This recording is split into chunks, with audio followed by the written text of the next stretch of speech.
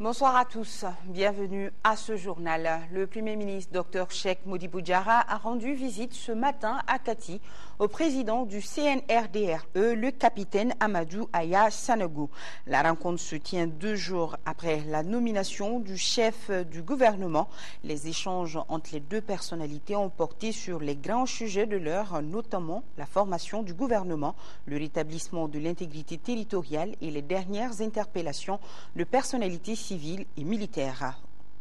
Haute visite au président du CNRDRE, c'est la délégation de l'association Présence Bois Nimi pour le développement social, humain et durable du Bawaton. Les membres de l'association ont fait part au capitaine Sanogo tout leur engagement pour la paix sociale et la sauvegarde de l'unité nationale et leur soutien à l'armée nationale. Et par rapport à la nomination du chef du gouvernement, des messages de félicitations continuent de nous parvenir. Ce soir, il s'agit des messages de la Convention pour la démocratie, le progrès et la solidarité, du mouvement national de soutien au CNRDRE, du réseau Paix et Sécurité pour les femmes de l'espace CEDEAO, de la Convergence pour sauver le Mali, de la Convention du Parti du Peuple, de l'Union pour la République et la démocratie et du Congrès national d'initiative démocratique SNID Fassoiri-Waton et de la COPAM. Tous adressent leurs chaleureuses félicitations au nouveau Premier ministre de la Transition et ils lui souhaitent plein succès dans l'accomplissement de sa mission au service du peuple tout entier. Direction place de la République où une séance plénière s'est tenue aujourd'hui à l'Assemblée nationale. 2 projets de résolution ont été adoptés à l'unanimité par les députés. Le premier est relatif à la déclaration d'indépendance d'une partie du territoire par le MNLA et le second concerne l'arrestation de personnalités civiles et militaires. Cette séance plénière était présidée par Younousi Touré, premier vice-président de l'Assemblée nationale. Mahamadou Doumbia, compte rendu. Au cours de cette séance plénière de l'Assemblée nationale, 2 projets de résolution étaient à l'ordre du jour. Suite à la création par le MNLA de l'Azawad, le premier projet de résolution concerne l'unicité de la République du Mali et l'intégrité du territoire dans ses frontières issues de la création de notre État depuis le 22 septembre 1960. Condamne avec la dernière rigueur la proclamation par le MNLA de la création d'un État dénommé Azawad sur une partie du territoire de la République du Mali. Déclare nulle et non avenue la prétendue indépendance de l'Azawad et réaffirme que le Mali est une république indépendante, souveraine, indivisible, laïque et sociale. Exhorte les populations maliennes à ne pas faire l'amalgame entre les Touaregs et la rébellion. Engage les forces armées et de sécurité soutenues sans réserve par l'Assemblée nationale et toutes les populations à se déployer sans délai sur les théâtres d'opération du Nord pour recouvrer l'intégrité du territoire. Salue le sursaut national en faveur de l'armée et l'encourage à restaurer rapidement l'intégrité du territoire national. Exhorte la CEDEAO à poursuivre ses efforts pour permettre à notre pays de recouvrer son intégrité et à sécuriser notre espace commun. Ce projet de résolution a été voté à l'unanimité par 121 voix pour, 0 contre, 0 abstention. Le deuxième projet de résolution proposé fait suite à des arrestations de personnes civiles et militaires. L'Assemblée nationale condamne avec la dernière rigueur l'arrestation des membres de l'Assemblée nationale et des personnalités civiles et militaires. Prend acte de la libération de l'honorable Dianessi quelques heures après son arrestation et exige l'élargissement immédiat de l'honorable Kassoum Tapo, encore en détention arbitraire. Ce projet de résolution a été adopté à l'unanimité par 111 voix pour, 0 contre, 0 abstention. Ces 2 projets de résolution ont tous fait l'objet de houleux débats. Conférence de presse de la coordination des organisations patriotiques du Mali, COPAM, a cité ce matin au siège de la CSTM. La rencontre visait à faire la restitution des travaux de la conférence de Ouagadougou au Burkina Faso par les forces vives de la nation. La coordination a, au cours du point de presse, fait savoir son souhait de la tenue d'une convention nationale au Mali pour parler des problèmes fondamentaux. Daouda Sidiki Diarra, les détails. Conférence des forces vives maliennes tenue à Ouagadougou ce week-end sous l'égide du médiateur de la CEDEAO. L'heure est à la restitution des travaux à travers ce point de presse. À ce niveau, il y avait 2 points sur lesquels nous devons discuter, sinon échanger. C'était d'abord la situation du nord au Mali que tout le monde connaît, et en deuxième position, la crise institutionnelle que aussi nous connaissons. Nous avons eu la satisfaction d'être le plus proche possible de la Constitution de 92. Chaque fois qu'on peut coller au plus à la Constitution, puisqu'on a dit retour à une vie constitutionnelle normale, nous avons dit allons-y. Tout ce qui peut nous amener à nous rapprocher au plus de cette Constitution, on va aller. Mais tout ce qui va nous amener encore à la violer, nous avons dit non. Et je pense que le message a été très bien compris à Ouaga. C'est pourquoi nous disons un certain nombre de mandats. Pour nous, il n'est pas question de discuter, de prolonger quoi que ce soit à ce niveau-là. Un point de satisfaction pour la COPAM, car au dire de son président, certains partis politiques et associations ont rejoint la coordination. La COPAM souhaite la tenue d'une convention nationale au Mali pour des problèmes fondamentaux, mais quelques frustrations ont été enregistrées aussi. La coordination, c'est le regroupement de quelques 4 grandes organisations. Mais là-bas, nous avons été rejoints par le RPM, nous avons été rejoints par le mouvement de Zoumana Sako, Maliko. Nous avons été rejoints par la Convergence pour sauver le Mali. Ils ont compris la force que nous représentions à Ouaga. La procédure de nomination du Premier ministre, les arrestations survenues ces derniers jours et le problème du Nord ainsi que la présidence de la République par intérim ont été les préoccupations de la presse. La COPAM, par la voix de son président, demande aux Maliens d'être sereins par rapport aux arrestations. Il estime que les dossiers de tous ceux qui sont arrêtés seront remis aux organes compétents pour examen. Et la Convergence pour sauver le Mali, CSM, suit avec attention et responsabilité les arrestations de personnalités civiles et militaires de notre pays. La Convergence pour sauver le Mali invite toutes les autorités, tous les responsables et leaders d'opinion à situer toutes leurs actions et réactions dans le cadre du strict respect de la loi. Le Front de solidarité patriotique a lui aussi tenu une conférence de presse. Parmi les sujets évoqués, la situation dans le nord du Mali ainsi que l'arrestation en début de semaine des 22 personnalités civiles et militaires. À l'issue de la rencontre, les membres du Front ont livré une déclaration. Alpha Maïga nous en dit plus. Il n'est un secret pour personne que la situation qui prévaut au Mali ne laisse aucun citoyen indifférent. Face à la presse, il s'agit pour le Front de solidarité patriotique d'échanger avec les hommes de médias sur un certain nombre de sujets. Parmi ceux-ci, la récente interpellation de quelques personnalités civiles et militaires par les forces de sécurité. Et là, le point de vue du Front est sans ambiguïté. Quand des autorités font des arrestations, mais c'est inouï de vouloir condamner sans savoir de quoi il s'agit. Quand un policier vous arrête, vous demandez, oui monsieur, vous l'écoutez, il vous dit vos pièces, vous dit c'est à quel sujet? Il vous dit si c'est une infraction ou bien si c'est un contrôle simple. Est-ce que vous avez? Nous sommes à ce niveau d'information. Pour le moment, nous n'avons pas suffisamment d'informations, nous n'allons pas nous hasarder pour condamner. Quand des autorités, on ne sait pas ce que ces gens ont fait, c'est peut-être quelque chose de grave, le pays est dans une situation grave.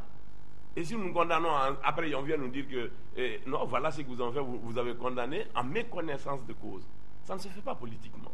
Autre sujet brûlant, la situation qui prévaut dans le nord du pays avec l'occupation anarchique des régions de Kidal, Gao, Tombouctou par des bandits armés. Il faut comprendre que la question Touareg n'est pas sérieusement, n'est-ce pas, vidée au Mali et que les approches du pouvoir n'ont pas toujours été les bonnes. Et c'est pour cela que nous pensons qu'en convoquant des états généraux de la nation, ce sera l'occasion réellement de voir les liens entre nos communautés. Au terme des échanges, une déclaration a été rendue publique.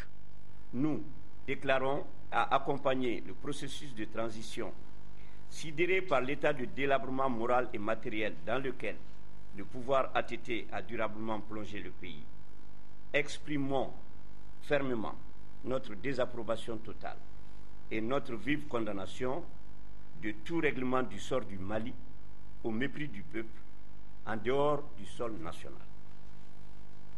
Plus jamais de dépôt à Ouagadougou ni ailleurs. En somme, prions tous pour que le Mali retrouve la paix.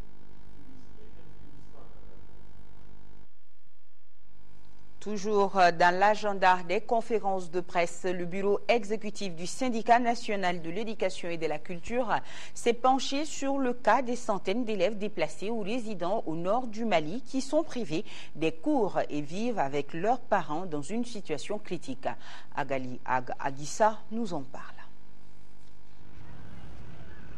Le Mali vit une situation difficile et pénible de son histoire. C'est par cette phrase que le secrétaire général du syndicat national de l'éducation et de la culture a ouvert le débat de cette conférence de presse. Le déplacement de plusieurs centaines d'enfants, le dysfonctionnement de l'administration sur les 2/3 du territoire national, ce sont là quelques conséquences désastreuses de l'occupation des régions de Tombouctou, Gao et Kidal par les rebelles. Face à cette crise, le SNEC prône le dialogue. Nous voulons que les Maliens fassent la paix des braves, d'abord entre eux-mêmes. Et nous sommes d'accord que le pouvoir en place tende la main à cette même rébellion en lui demandant de venir autour de la table parler pour qu'ensemble, entre Maliens, nous discutions et nous trouvions les solutions à nos problèmes. Ce qui se passe aujourd'hui au Mali, on l'a déjà connu quelque part. Et nous savons que notre pays est l'objet de certaines convoitises géopolitiques, géostratégiques. Autre sujet débattu, l'interpellation des personnes civiles et militaires par les CNRDRE. Les syndicats condamnent ces actes. Le nombre d'élèves et enseignants frappés par la crise du Nord, les perspectives envisagées pour compléter l'année scolaire dans ces régions occupées sont entre autres les préoccupations soulevées par les journalistes. Comme solution, les autorités scolaires envisagent l'inscription des élèves déplacés à l'intérieur du Mali dans les établissements les plus proches. Et ce communiqué confirme cela. Le ministère de l'Éducation, de l'Alphabétisation et des Langues nationales informe que toutes les inscriptions d'élèves déplacés en provenance des régions de Kidal, Tombouctou et Gao sont gratuites en ce qui concerne les établissements d'enseignement fondamental, d'enseignement secondaire, général, technique et professionnel public. Les inscriptions dans les établissements privés d'enseignement secondaire général, technique et professionnel ne doivent être acceptées qu'à titre exceptionnel et validées par les directions nationales concernées. La présence Bois Noumi constate avec amertume une certaine dégradation de la qualité de vie des populations du nord du Mali. Elle l'a fait savoir à travers une rencontre avec les médias cet après-midi. Isaac Tchenou était présent pour Mali Actualité. Nous sommes résolus de mourir, et pour toi, Mali. L'heure est grave puisque l'ennemi est dedans. Voilà pourquoi Présence Bois Nimi, qui veut dire nous faisons partie, a initié ce point de presse. Point de presse qui en appelle à l'Union pour relever les défis qui s'imposent à notre pays. Le principal défi pour le peuple bois reste la défense de l'intégrité territoriale. Le constat est clair que les régions du Nord sont occupées et pour cause. Les problèmes de développement des régions nord du Mali ne seraient pas suffisamment pris en charge par l'État. Et pourtant, d'énormes ressources ont été investies par le Mali pour le développement des régions nord. Nombre de programmes spéciaux de développement ont été initiés et mis en œuvre. Aujourd'hui, dans une totale confusion, la fantaisie a été poussée au séparatisme ou à l'instauration d'une république islamique. Les Bois, à travers Nimi, disent non. Pour le conférencier, nos compatriotes à tous les niveaux doivent travailler à rendre notre État fort mais pas formel. Pour récupérer ce qui nous appartient, les Bois sont précis. Tout l'espace juridique et institutionnel est là pour que les problèmes puissent être posés et qu'effectivement c'est là qu'il y a la négociation. Qu'on se parle, qu'on se comprenne et qu'on trouve les solutions aux problèmes posés. Mais ce n'est pas en allant prendre des armes, tuer, assassiner et puis ensuite négocier. Donc nous disons non encore une fois à toute forme de négociation. Les journalistes ont posé des questions par rapport à la situation politique. Le conférencier a répondu qu'il ne se préoccupe pas de la politique puisque le plus important reste la situation que connaît le nord du pays. Et l'Ordre national des médecins du Mali informe dans le cadre de porter une assistance médico-chirurgicale aux populations des régions du nord du Mali. Le Conseil national de l'Ordre des médecins du Mali a ouvert une liste des volontaires à l'intention de tous les agents de santé du Mali pour les régions du nord. Les lieux d'inscription sont secrétariat du siège des ordres professionnels de la santé, Dr Ibrahim Alouata, service de traumatologie, CHU Gabriel Touré, Dr Boureima Maïga, service de gynécologie, CHU Point G, Dr Alioune Djoumbia du CHU Kati. Le Conseil national s'est compté sur la participation massive des agents de la santé. Le Conseil national des arabophones informe l'opinion nationale et internationale sur ce qu'il a déjà fait et ce qu'il se propose de faire dans les jours à venir par rapport à la situation politique, sécuritaire et humanitaire au Mali. La position du Conseil national des arabophones expliquée par Amadou Ouattara. Depuis 2 décennies, le Mali est tombé progressivement dans des problèmes qui menacent son existence. Le Conseil national des arabophones du Mali estime que cette situation nous interpelle tous. Il considère que les partis politiques, les forces vives de la nation et la communauté internationale en sont comptables de la situation. Notre démarche est de dire à tout le Malien qu'il faut vraiment une implication des arabophones dans le règlement de la crise actuelle et que nous sommes et nous restons solidaires à l'unité nationale. Et nous demandons d'ailleurs à nos frères et camarades qui sont au nord de ne pas céder aux amalgames. Il n'y a pas d'islamisme au Mali. Pour les conférenciers, le coup d'État survenu le 22 mars 2012 n'est que la conséquence logique de la mauvaise gestion des affaires de l'État par le régime de l'ancien président. Au lieu que les étudiants et les Maliens soient des patriotes, on doit défendre leur pays, non? Ils n'apprennent que servir eux-mêmes à travers l'État. C'est ce qu'on a vu. Donc ça s'est gangréné depuis plus de 20 ans.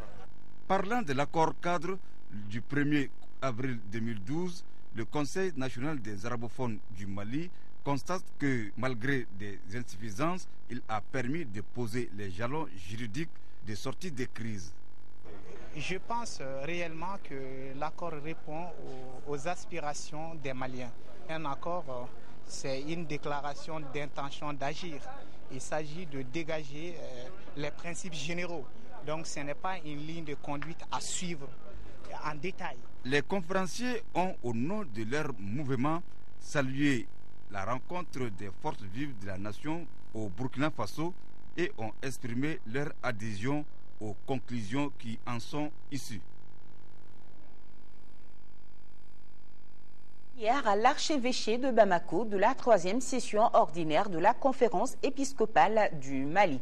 Pendant 2 jours, les évêques du Mali ont planché sur les travaux assignés à chaque diocèse dans le domaine pastoral et sur la vie sociopolitique du Mali. Laurent Diakité, reportage.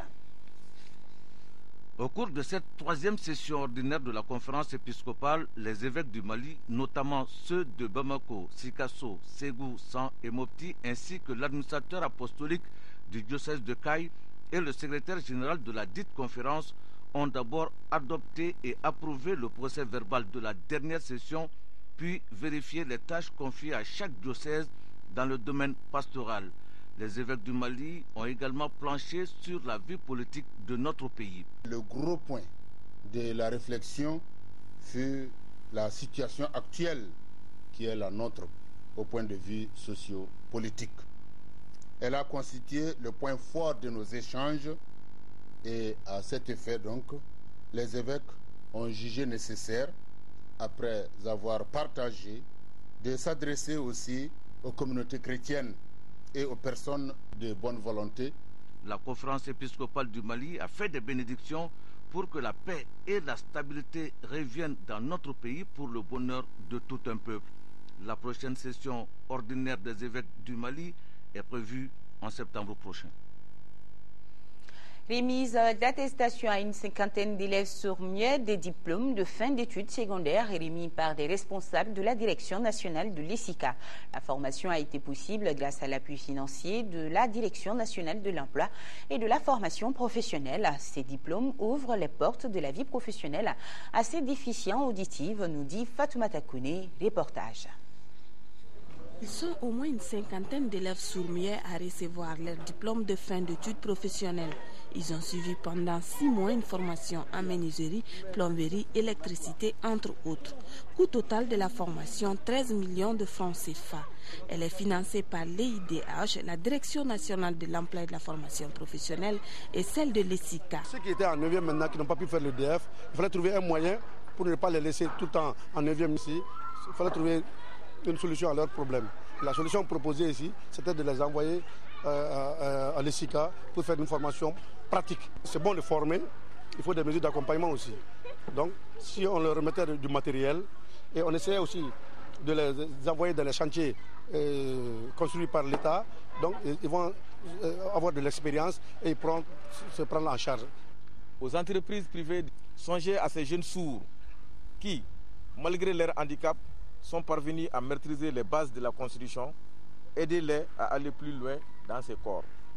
Cette formation s'inscrit dans le cadre de la mise en œuvre d'un projet intitulé Prix Prof. Ce projet permettra d'initier les élèves sourds-muets à la vie professionnelle. Le directeur national de l'emploi et de la formation professionnelle promet de suivre de près ce projet, un projet qu'il considère d'ailleurs profitable pour les déficients auditifs. Place maintenant au grand format de ce journal consacré aujourd'hui à la soudaine pénurie de cola sur le marché de Bamako. Les démarcheurs de mariage ou haute cérémonie où le besoin en cola se fait sentir ne vous diront pas le contraire par rapport à sa rareté ces temps-ci. Une rareté qui rend la précieuse noix de cola très chère dans les différents points de vente. Mauvaise récolte du fruit dans les pays producteurs, difficultés d'acheminement sont entre autres raisons évoquées à notre équipe de reportage dirigée par Boubacar Sissoko qui a sillonné les différents marchés de Bamako. Suivons ensemble.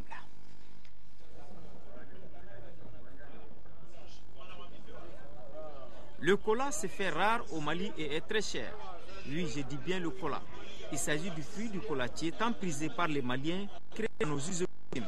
La noix de cola fait donc partie intégrante de la culture en Afrique de l'Ouest, tant comme produit agricole de consommation courante que comme symbole de cadeau à offrir à l'occasion de grands événements tels le mariage. Au Mali, la noix de cola est omniprésente dans la vie sociale et culturelle. Le cola est utilisé dans toutes les cérémonies sociales dans nos sociétés, qu'il s'agisse des fiançailles, du baptême, des cérémonies funèbres, etc. Donc on l'utilise dans toutes ces cérémonies-là.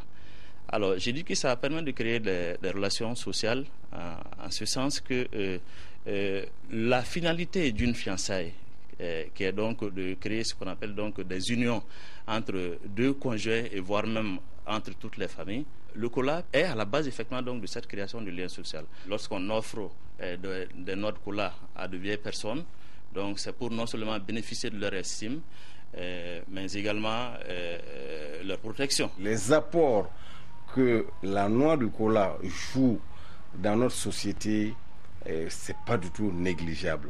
Quand vous vous rabattez au baptême, vous vous rabattez au mariage, même pour des gestes symboliques de reconnaissance ou bien de respect ou bien de salutation à des vieilles personnes, on se rabat toujours sur la noix de cola. Donc c'est pour vous dire que c'est pas fortuit. Le marché malien est approvisionné par la Côte d'Ivoire et la République de Guinée. Cette année, dans ces deux pays, les récoltes ont été mauvaises. Cela a eu comme conséquence la rareté du produit. Les prix ont donc pris l'ascenseur. D'un marché à un autre, le kilogramme du précieux sésame varie entre 1750 francs CFA à 2500 francs CFA. Nous vendons le kilo du cola à 2500 francs CFA. Cela s'explique par l'embargo qu'a connu le Mali récemment.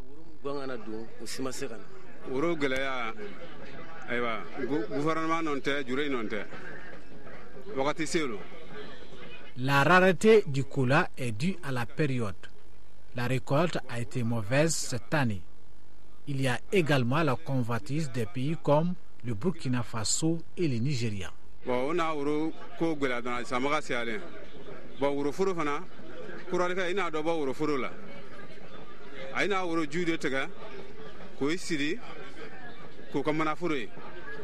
aucune cérémonie rituelle ou religieuse ne se déroule sans le kola dans la société malienne. Les types de kola recherchés sont variés et divers et sont entre autres Sokungoro, où le kola a la forme de tête de cheval, dont l'unité peut coûter 200 francs CFA. Naminoro, qui peut coûter 500 francs CFA. Ce genre est un kola à double couleur. Il y a également Dakabanaoro, ou le kola de l'étonnement. Les notes kola aussi jouent d'autres fonctions, en ce sens qu'elles permettent soit de protéger l'individu, elles sont source de bonheur.